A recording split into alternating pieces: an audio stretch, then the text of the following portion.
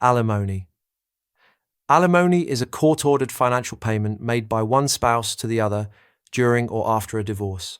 In the UK and Australia, this financial support is much more commonly referred to as spousal maintenance. Family courts across common law jurisdictions use alimony to prevent unfair financial hardship after a marriage ends.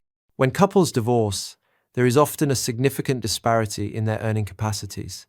One spouse may have sacrificed their career advancement to raise children or support the household full-time. Alimony is designed to provide financial stability and maintain a reasonable standard of living for the lower-earning spouse. Judges calculate these payments based on factors like the length of the marriage and each person's future earning potential.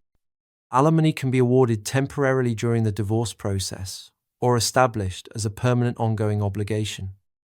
For example, a couple decides to get a divorce after being married for exactly 20 years. The husband is a wealthy corporate executive, while the wife has not worked outside the home in 15 years. Because the wife requires significant time to acquire new job skills and re-enter the workforce, she requests financial help.